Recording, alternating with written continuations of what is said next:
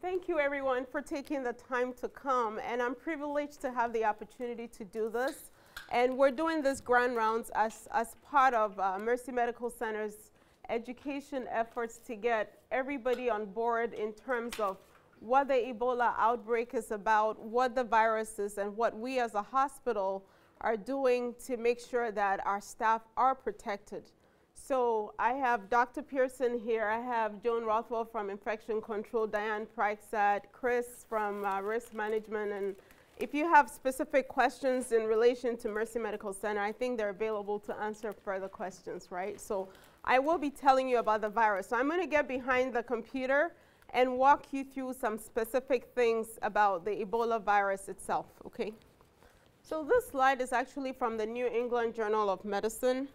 And it just walks you through different Ebola outbreaks. As you've probably heard, this outbreak in West Africa is not the first, but of course it's extremely different.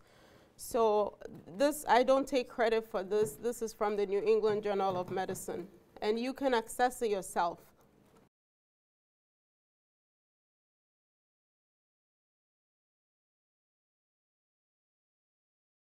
It essentially shows you how this first outbreak started in 1970. The very first Ebola outbreak was in 1976.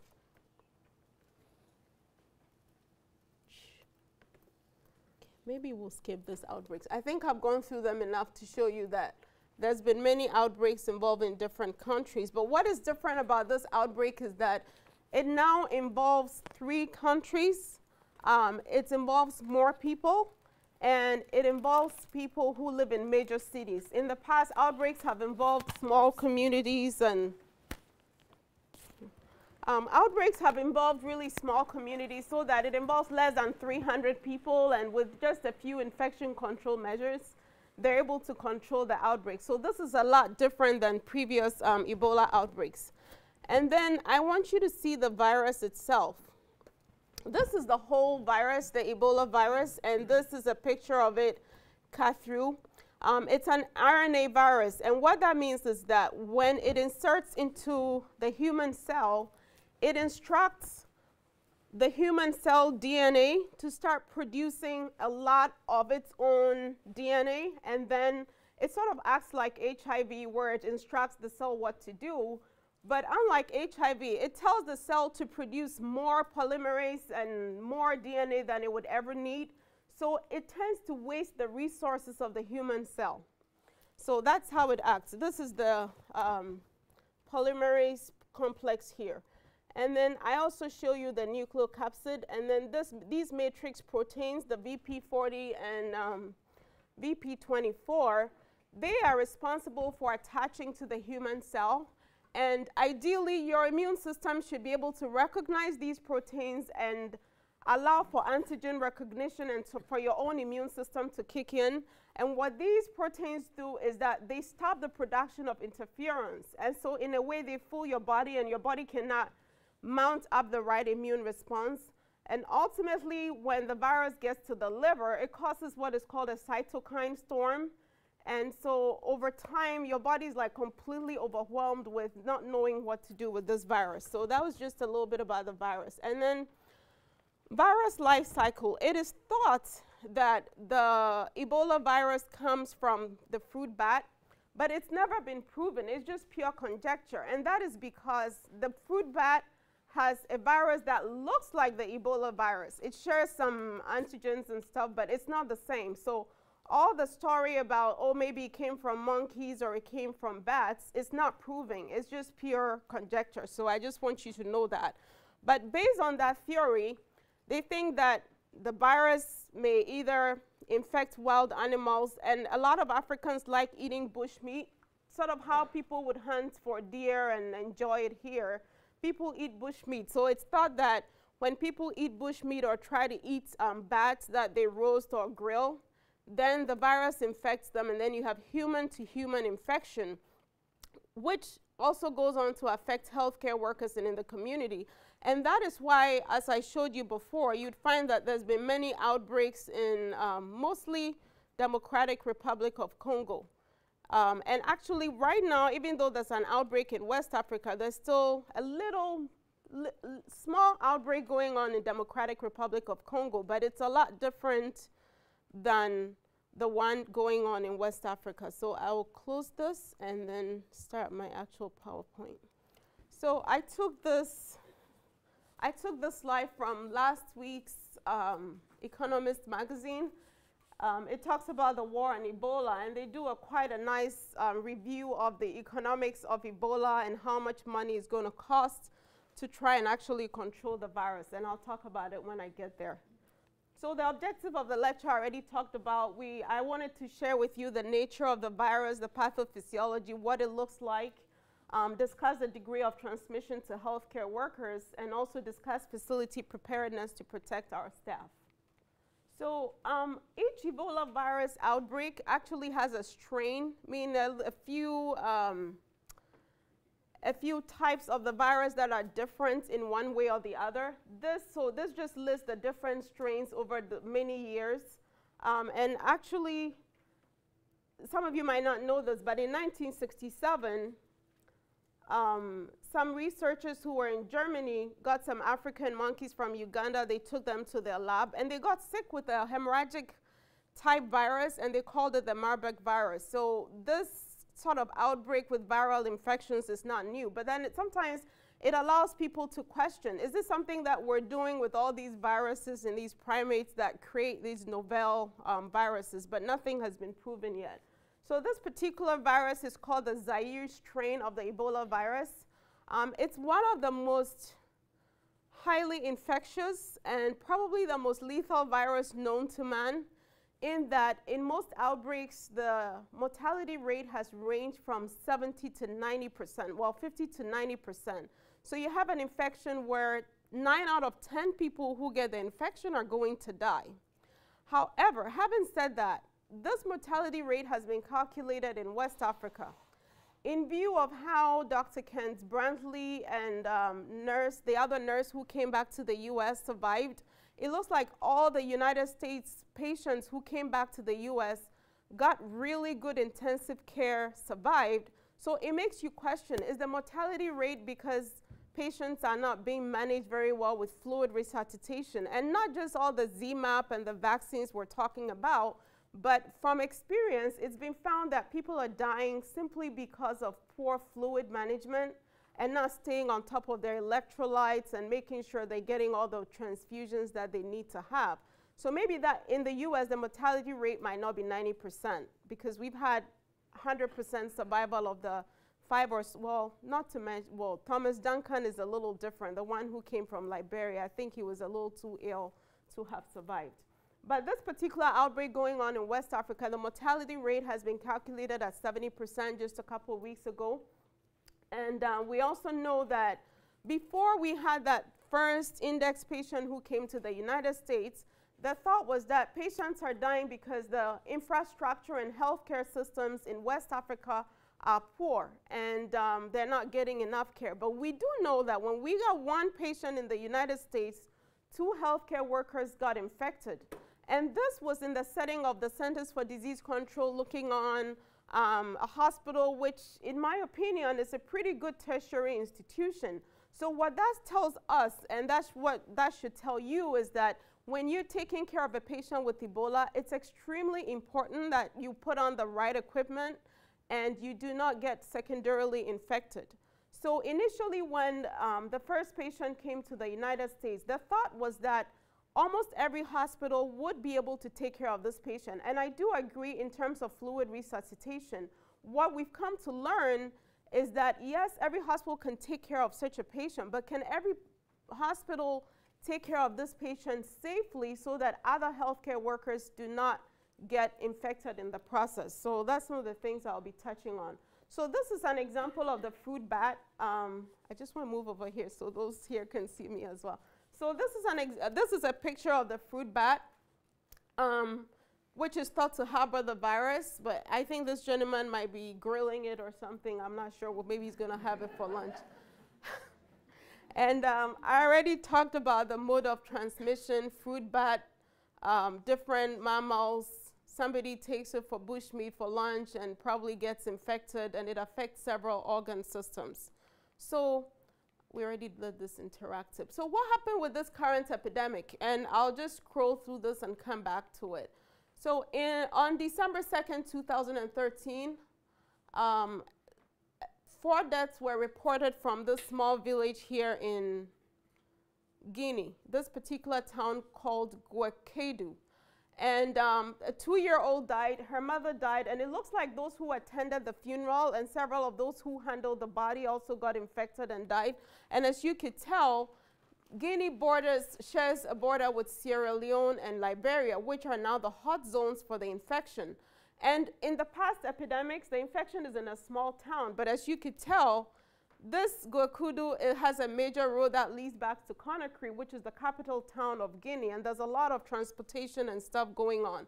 So this child got infected and infected other people who lived in Liberia who were either part of the funeral or had visited them. And so that is what is thought to be the source of this current outbreak. So on March 23rd, this outbreak was reported by health officials. Samples were sent to Germany. But everybody is saying that that's when the World Health Organization should have acted up quickly in terms of controlling the infection. But they thought, well, this is just, we've heard of many Ebola outbreaks, over 20 of them. This is probably just going to be like every other Ebola outbreak. Unfortunately, it was different. So on August 8th, after almost several thousands of people had died, the World Health Organization declared it a public health emergency of international concern. Just a month later, they noted that now they had 4,500 cases and 2,200 of them had died. Another month later, it had doubled. So what we were seeing was like a doubling almost every month. By November 2nd, which was 2 days ago, it was thought to would have reached 20,000. But fortunately, probably because of all the international efforts and all the help that is going on, it hasn't progressed as fast. But as healthcare workers, what hit me was that the healthcare worker infection ratio was about 1:20. What that means is that of the 8,400 people, 4,000 people who had died, over 400 of them were, 200 of them were healthcare workers. And you and I come to work every day, and actually I think Ebola has really, I mean, we've done infection control for a while, but this infection has made me rethink, you know, evaluating my patients and talking to them, because we come to work every day and we know we're here to sacrifice. Of course, we get paid, but we also do it because we care about our patients. And you never think that as you take care of somebody, your life is literally on the line just by going to evaluate somebody. And I know they've talked about really close contact, but I'll share with you some stories of people who, you know, physicians who just lifted a patient, and then 3 or 4 days later, they had gotten infected and died.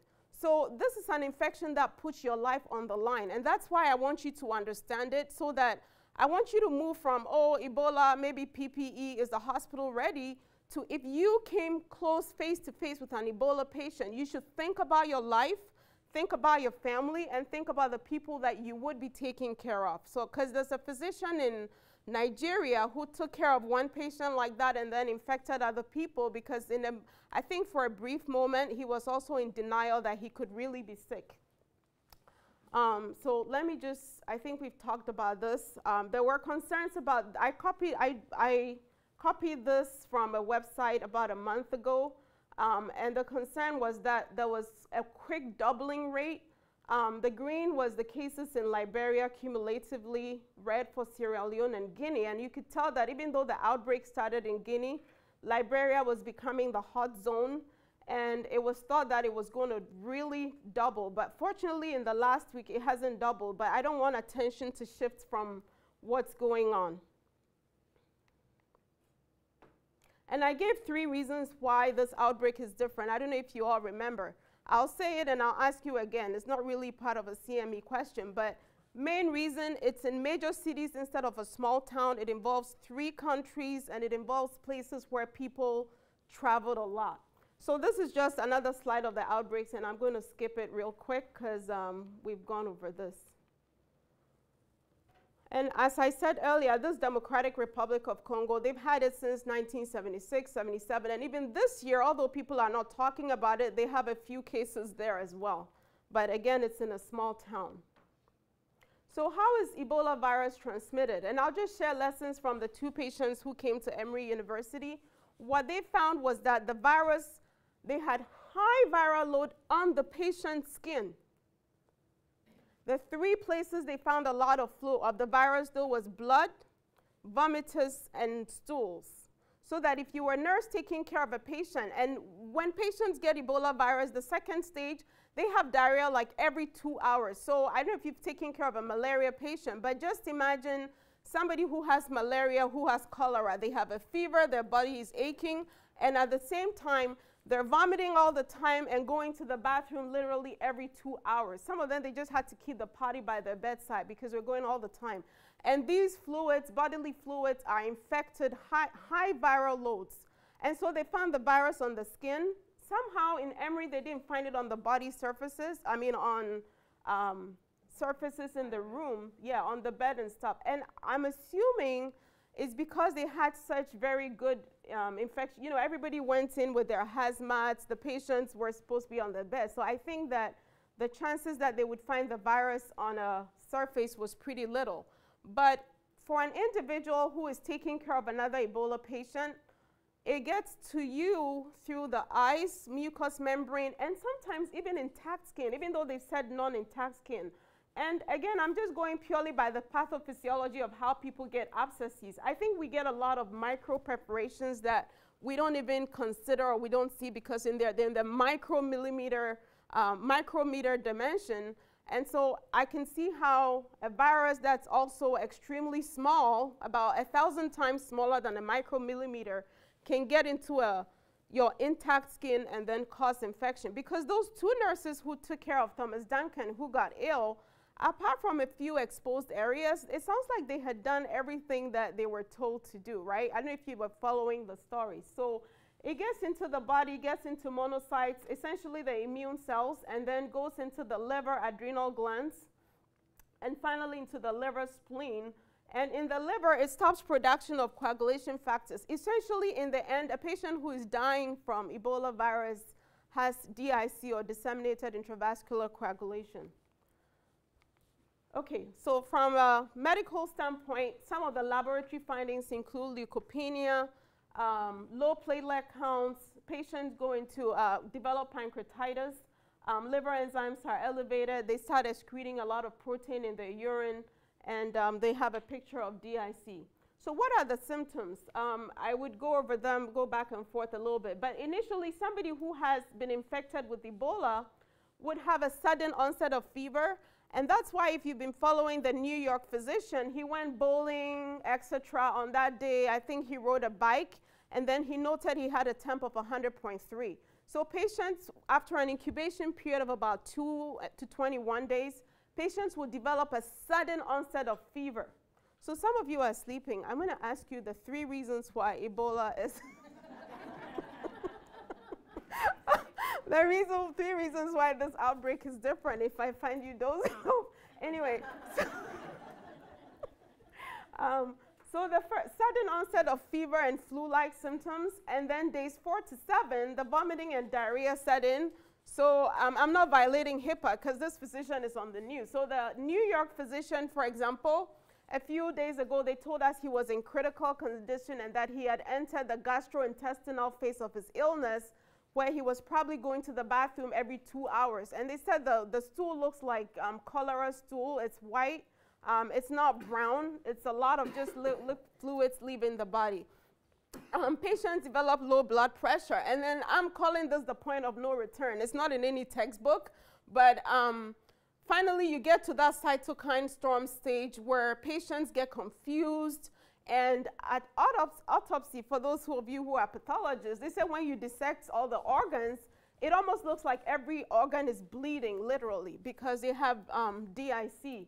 And during this phase of illness, patients will become comatose. They start acting weird, and some people would think they're acting on purpose. For example, the librarian who went to Nigeria, during the last days when he was about to die, he started acting erratically. He threatened the hospital staff, you know, after he was told he had Ebola, and he actually took out his IV, so the blood spilled on one of them. He really wanted to leave against medical advice and so forth.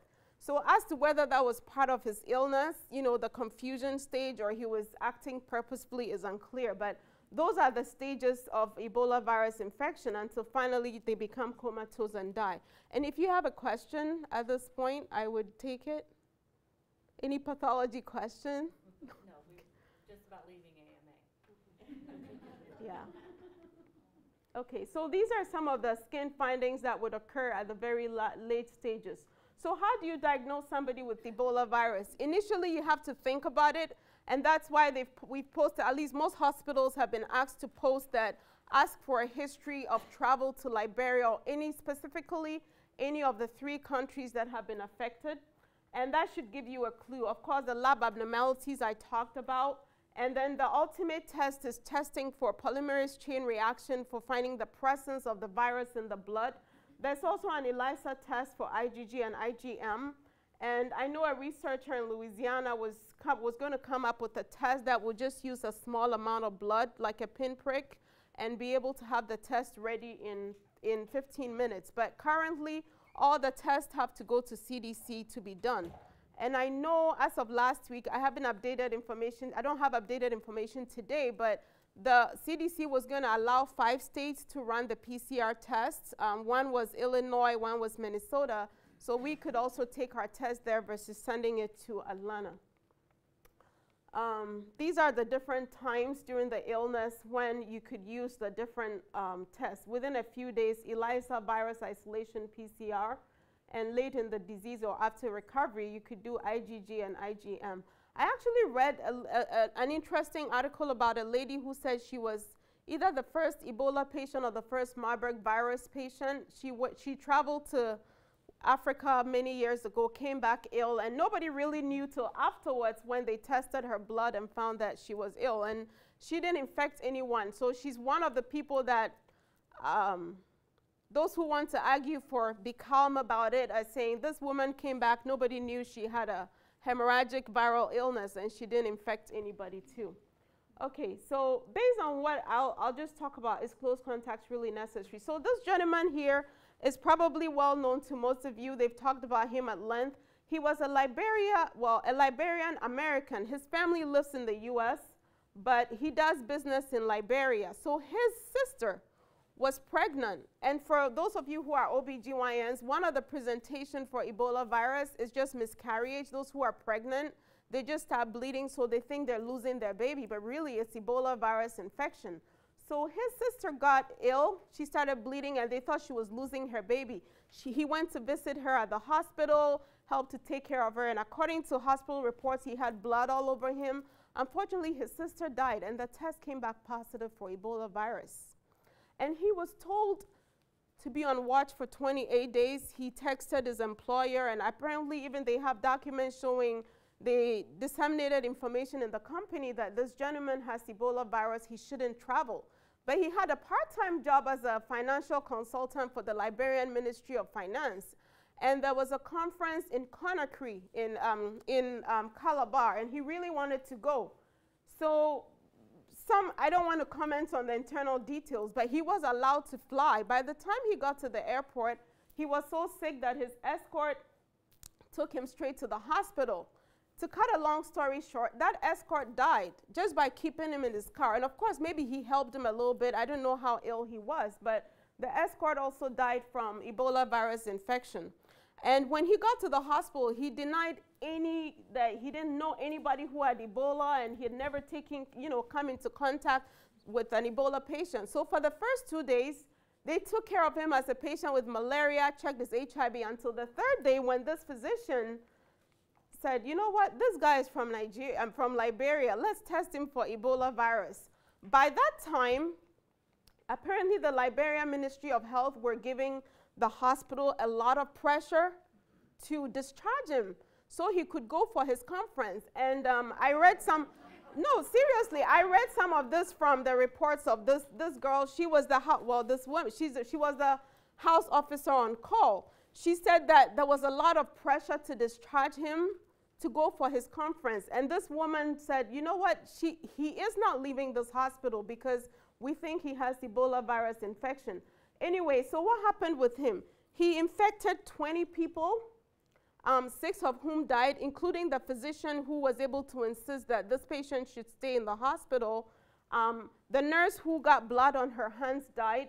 And this I read a couple of days ago, I found interesting. One of the patients who was put on quarantine left and went to another part of Nigeria called Port Harcourt. I'm sure you are familiar with those areas very well, right? He went to Port Harcourt and went and stayed in a hotel. And it turns out that the hotel physician also didn't know that this patient had Ebola virus. So they also talk about the Port Harcourt cases. The physician got ill and died. You know, the hotel physician, he died, and 2 of his contacts died as well. So the one who ran away from quarantine got ill and died. And of course, I'm not here to discuss quarantine, but it brings to mind some of the issues that have been in the media. Should healthcare workers who've taken care of patients with Ebola be on quarantine? I won't comment on that because it's kind of a political thing, but you can, you know, based on what I'm saying, you make up your own mind. So this physician got ill and died. 2 of his contacts died as well. And he infected other people. But Nigeria did something really heroic. They activated their incident command center. And they did something really well delineated. They had a case management unit, epidemiology surveillance unit, social mobilization, lab services, point of entry, management and coordination. They had people who were been assigned to manage rumors, manage clinical care decontamination. They had people who were monitoring the borders. People traveled to Port Harcourt to go and make sure that they had done contact isolation. And because of that, here is what they did. Lagos has a population of 21 million. Can you imagine what would have happened if they had an Ebola outbreak? I mean, a lot of people would have died, but they were able to contain the illness. Only 6 people, well, not only 6 people died. 894 contacts were traced. They had 18,500 face-to-face visits, and they visited 26,000 households. That's the extent they went to make sure that one patient, so all it takes is one, that one patient did not cause an outbreak in Nigeria. What they also did at the hospital was that day, everybody in the hospital went home. So imagine Mercy Medical Center, we get 1 case of Ebola and everybody is discharged home. They sent everybody home and the hospital was disinfected. And today as I speak, the hospital is filing a lawsuit against the Liberia, whoever, the official that was insisting that, because out of that, their pathologists died, their anesthesiologists died, and probably the only endocrinologists, that woman also died. There have been no more reports of cases in Nigeria since then. So this woman died. I really admire her for her courage, and people think she should be honored for saving the nation. This nurse was the one who got blood on her hands. She died. This lady here did not die. She survived, but she told the story of how everybody who was ill was kept in one isolation unit. They did not assign 76 staff to them like it happened in Texas. Only one physician went in for the first 3 days. He gave them their food, pulled their IVs, examined them, went in full hazmat, and it was after they started getting better that other providers were allowed to take care of these ill patients. And everybody who was ill was kept in one hospital. They didn't put them all over the country. So I just mentioned this gentleman too. He was 74, and I think he probably should have retired. He had survived the Liberia war. He didn't leave when Liberia had the war. He was a grandfather, and he's the director of the emergency department in the hospital where he worked. And the hospital hadn't had Ebola virus before, but they brought this patient with a confirmed case of Ebola. And what he and another physician did were just to lift him up because the gentleman was too weak, to take him to an isolation unit. 3 or 4 days later, he was sick, and he also died. So he survived several wars but could not survive Ebola virus infection. This other physician, he was only 39. He was the main Ebola physician in Sierra Leone. He chose to take care of hundreds of patients with Ebola. He convinced them, come, we can take care of you, don't be afraid. He was interviewed by several media, how are you going to protect yourself? He said, I wear my gown, I have a mirror to check myself. Unfortunately, he fell ill, and I found out later that he was the first patient they were considering using the ZMapp on, but they went back and forth, and they weren't sure if it would cause some major harm. But unfortunately, he also succumbed. So I want you to put, what I'm trying to do is allow you to put your shoes in the lives of these people, so that when you have a patient and you have to make a decision, it's not just, okay, what is Mercy saying we should do? Are we supposed to put on this mask, or should we take? It's more of, you know what, I understand this virus. I understand that if you're not extremely careful, you could get infected and pass it on. And I hope I'm achieving that purpose. Am I doing that? Yeah. Okay, all right. So, and again, that brings to mind Dr. Kent Brantley. He was the physician. He accepted a job to be a medical director at an Ebola treatment unit. So he went voluntarily. He only said, keep my wife and kids back home. Am I talking too much? Okay, keep my wife and kids back home. I'm going to go and take care of these patients. And he was interviewed on CNN a couple weeks ago, and he told Anderson Cooper, I did everything right. Not a centimeter of my skin was exposed. However, he believes that he may have gotten infection maybe in the community or something else, because he did everything he was supposed to do, because he knew the risk. This is an Ebola treatment unit. I could die. Fortunately, I think his life was saved by bringing him back to the U.S. Although I was very nervous when they were coming back, in retrospect, it was a good decision. He's helped to save many lives, because they've donated his plasma over and over and over again. This nurse, she was the hygienist. She was the one who was supposed to make sure that after they put on their gowns and they were taking it off, they were doing it the right way, spray the bleach and whatnot. Unfortunately, she also got infected. So I just want to do this to illustrate that, you know, this is a virus that you should be very careful about. And then we also know about the Catholic priests who were evacuated back to Spain. Unfortunately, one nurse assistant got infected, and thankfully, she has survived. Germany also had a few patients evacuated back. Actually, they offered to WHO that I think they'll take their healthcare workers who get ill. Unfortunately, one of them died in Leipzig. I think so far, U.S. has been the most successful at treating Ebola patients. So this was just to show you that Ebola has been all over the world, mostly from here to Spain, Netherlands, and a few other countries. It's not clear on this, but I just wanted to show you this. And until travel can be halted from Liberia, which is not realistic, I don't think we should forget about it. We shouldn't stop planning because we don't have an active case here. All it takes is one person who doesn't have symptoms. And Thomas Duncan didn't have any symptoms when he was leaving Liberia. Neither did Mr. Patrick Sawyer, the gentleman who died in Nigeria. He didn't have any symptoms, or at least it was not reported until he got to his destination. So let's talk about Thomas Duncan very briefly. He left Liberia on September 19th. Story is that he had taken care of a pregnant woman, or either taken them to the hospital or helped them get into a cab.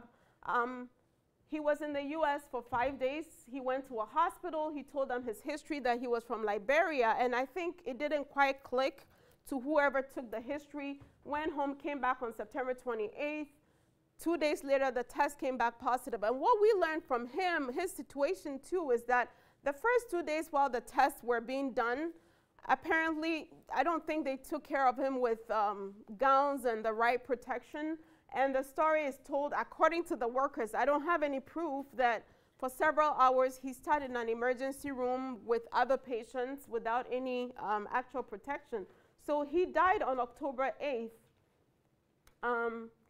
And this is just my personal opinion. I remember the day that, you know, CDC and the Texas Healthcare got on national television that they could take care of this, they could handle it. My feeling was, wow, that's a lot of overconfidence on their part, because I would be rushing them to one of the 4 biocontainment units. Unfortunately, he went on dialysis and he was reported dead. The other lessons we learned from it is that if you take care of an Ebola patient, you should be monitored. And it turns out that the 76 or so people who took care of him, you know, they were kind of let go because they thought they had worn the right gowns. To my understanding, the 2 nurses who secondarily got infected, they called of their own volition. It wasn't like they were told to be on the lookout for Ebola symptoms. So those are things that we can learn. And I also understand that the ambulance that took him to the hospital, you know, it didn't go through any routine cleaning. So for a couple of days, they were picking other patients with that same ambulance. So I think the city has designated one ambulance for possible Ebola virus. And based on what the CDC is now doing, I don't think we might even have a patient on our doorsteps, because everybody who comes from West Africa or any of these 3 countries is screened at the airport. You're given a number to call, and your information is sent to the state that if you do have a fever and it sounds like you're developing Ebola, please don't rush to the emergency room. Call the state so that someone can be sent to your home and evaluate you, because from the Nigeria situation, 1 patient led to 19 infections. So essentially, CDC, or we don't want people just rushing to the emergency room and infecting a whole lot of people. The less contact they have with other healthy patients, the better. And then the other lesson that, I think the biggest lesson to that Thomas Duncan, I don't know why he came here, but I think he's been a good teacher for the US healthcare system, was the rhetoric from CDC that every hospital can take care of an Ebola patient. And I think that has changed. And 2 months ago, Joan, you remember, I kind of said, I don't agree. I told the Sioux City Journal afterwards, I was like, what have I said? CDC said but I kind of knew deep down that, you know what, you can't let every hospital take care of an Ebola patient. And I think that has changed, and the states are being encouraged. And Iowa, for example, is going to be encouraged to designate a hospital that if you have a suspected patient, you can take them to that hospital, and the CDC will now send a team of people to make sure that everything is being done right at the institution. So our response as an organization is that we formed an Ebola preparedness team with management and several people from environmental, nursing, and we came up with a plan on what to do. This is a sign in the ER telling patients that if you have this, report this to the receptionist. We have this in the ER as well, Joan, right? And we have made this sign that we would potentially use. We haven't had to use it yet. And the precautions are droplets. And this is a letter we sent out to physicians as well. And the precautions are contact and droplet. But in the 4 biocontainment units, and as you would see on TV, there's a lot more than just contacts. These 4 biocontainment units make sure that they have airborne precautions with negative pressure as well. And I also want you to think about what's going on in West Africa. It's one thing for the United States to just think about our staff, our hospitals, and let's get our PPEs, but I also want your mind to go back to what's going on in Africa. As of 3 weeks ago, when there were 900 cases a week, guess how many beds these 3 countries have? Hospital beds. Just, if you've heard this lecture before, don't say it. 3 countries combined. Just guess. I mean, you could be wrong, you could be right. 250. They have 650 beds or so between the 3 countries, hospital beds. And this is happening in a continent where they have 1 million deaths from HIV every year, 500,000 deaths from malaria, and you have a lot of pregnant women too needing access to beds. So the US promised to build 1,700 bed units. I don't even think that's going to be enough. These units take a month to build. So until we control the infection in these 3 countries, we would still have to keep being on our toes. So I want you to think about it. Civic society is disrupted in Sierra Leone. Schools are closed, and you can imagine the effects it will have many years down the road.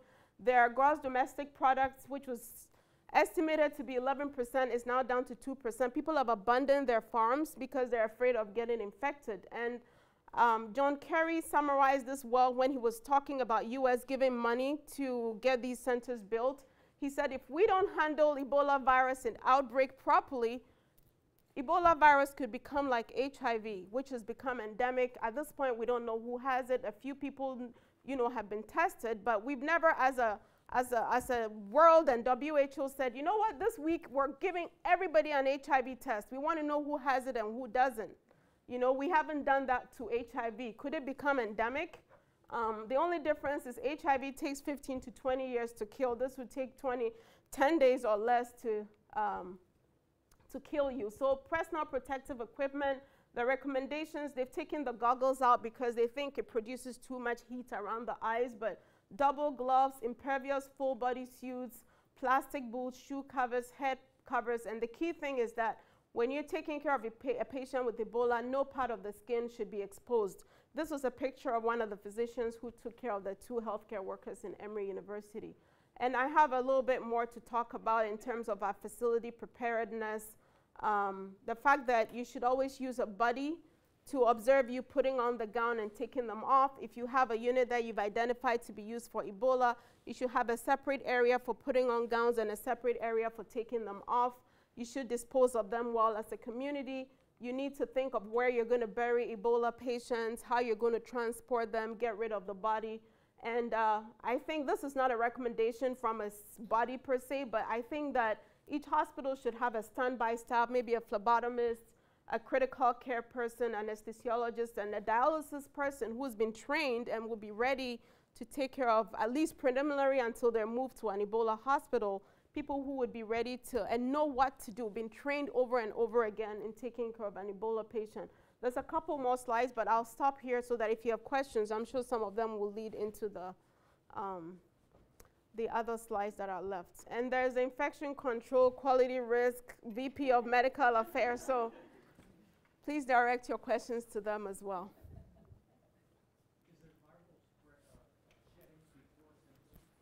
Is the viral shedding? Okay, so that is a question that as an infectious disease specialist, I kind of struggle with a little bit in terms of, again, a statement that goes out that, well, if patient doesn't have symptoms, they're not infected. Anytime I hear that, I go, how can you prove that? It's a nice rhetoric for the public. It's a nice rhetoric to get people to feel safe. And we know that, like, take this, the gentleman who flew from Liberia to Nigeria. He sat in a plane, nobody in the plane got ill. And so the thought is that maybe if you're not ill enough and you're not vomiting and having diarrhea and all that, the power for you to transmit the infection is much, much less, okay? The 2 nurses who got secondarily infected, one of them sat in a plane to somewhere in Ohio. We've never heard of any secondary cases. She went and tried on wedding gowns and all that.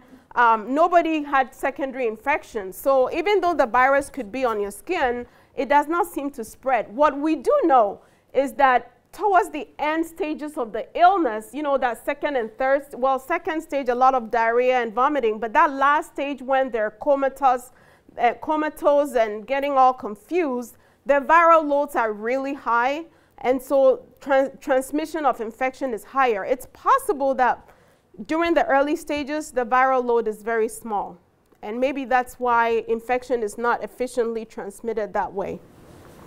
And Bertha, to that same statement, one of the things we've learned with evaluations of patients in the States is exactly that when patients come in initially, and you do your PCA test and so forth, PCR, it's very likely that if you catch them early on in their illness, the viral load is low enough where it may test negative. Ooh. And so you have to be careful that if someone comes in with the right travel history, right exposure, they test negative and they're not symptomatic, that you don't just say they don't have the disease. They don't have the disease. You have to wait a couple days, 48 hours, and then retest. Sort of like acute HIV where all the tests might be negative, like the first 5 days or so, and then down the road they test positive. Those 2 days, do you totally isolate them at that point in time? They're treated as though they're positive until you get a confirmatory test. If we were to have them here, they would go elsewhere, though. Is that what we're also saying? Well, at this point, Iowa hasn't identified a place to take them, and all hospitals have been asked to be ready because, you know, you can't have a sign in the ER that says, you know, once you think they have Ebola, you should send them somewhere. So at least every facility has to be ready with a room and staff to take care of the patient until they're stabilized. Because if they're in the first 2 stages of the illness, they can actually sit or just lay in the bed. They're not crashing. So you should be ready. But I don't think as of now we've identified somewhere to take them. But fortunately, one of the 4 units, the biocontainment units, is just 100 miles away from here. But it doesn't mean that we can just, you know, pick up a phone and say we're bringing the patient. Because although that unit has 10 beds, they said, like, psychologically and mentally and everything, they can only take care of 2 Ebola patients at a time. So does that answer your question? Okay. Okay, any other questions? Did the hospital in Texas almost have a huge exodus of patients afterwards? I read that in the Wall Street Journal. I don't know for sure.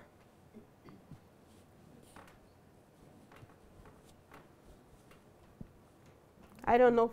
Yes. In Africa, don't they actually have them stand over like a gravel pit and just shower them down with deadly bleach? I don't know about gravel pit, but I think that Doctors Without Borders have excellent websites on this, and they have people outside and they're actually hosed down and then they leave you there. yeah, you should be pretty aggressive, because even in the biocontainment units, when I went there, what they were saying was that all the sophistication I see is as good as the person who is taking off their gown. If they don't take it off well, the staff at the nursing station could get infected, and whoever is watching them remove their gowns could also get infected. So they put everything in a biohazard bag and tie it up and throw it away. Well, they do this outside with gravel and they just shower them with bleach water. No. Oh, you mean the biocontainment unit? To be honest, I don't know a whole lot about how they do. Oh, Nigeria, they only had one patient and he died. They got rid of they were able to bury him very well, because as I showed you, they had a burial, unit as part of their response system. But they didn't have a lot of they didn't have to be taking care of a lot of patients and be showering. It was one main hospital where they put all their patients, the 19 patients who were infected. But that's the recommendation, that if you're taking off your gown, your gloves should have bleach wipes on it before you throw them away, because you don't just want to throw those gloves away. They could infect somebody else. So I think that what you're asking is cultural adaptation. Whatever works in your, those of you who've been to Africa, some of the hospitals are not extremely sophisticated. So if they have to dig a gravel pit and let someone stand in it to shower down, that's what it may be. I don't think you can duplicate it, because believe me, the sophistication in a place just 100 miles apart is extremely different. You can have a tertiary hospital with government funding which has enough sophistication, and then just 50 miles down the road you'd have a little, small place that takes care of only 10 people. So you can't like blanket Africa into one. This is what they do in every place. Well, actually, two of the main organizations that deal with them is Samaritan's Purse and Doctors Without Borders, both of which are dealing with all of that. So that's what they're doing? Correct. Okay. Taking a camp shower, it's not fun, but it's actually doable. It's doable. And it's much more effective than a bleach wipe. I hope you're all listening. He's sharing something important about what Doctors Without Borders is doing on the ground. What we have here in place, there's several institutions. Emory is one that we've looked at as far as their PPE and preparedness. And part of the process of doffing or removing the gown does include wiping down all the areas with bleach wipes. We go through 6 pairs of gloves during that process of taking off the gear. There's a certain pattern and sequence of putting on and taking off the gear. They actually have disposable scrubs and disposable underwear, which is gorgeous, that people use. And then they do shower down even after they've gone through the full hazmat gear on and off, scrubs on and off, everything from skin out. And then they shower and that whole area is disinfected. So it's not bleach water, but on every exposed surface, if there's anything that looks like there's soil on the PPE, that's wiped down in bleach. Before you do anything, you scrub your hands with alcohol-based cleanser. Then you take off a layer of gloves and you scrub again. Then you put on this and you scrub again. So you constantly, there's the cleaning process that goes on to, in some degree, replicate what you're talking about. Yeah. Because the virus can stay on surfaces for several weeks. And for those patients who get discharged, it's in their semen for several weeks as well, so they're counseled on abstinence and condoms and whatnot.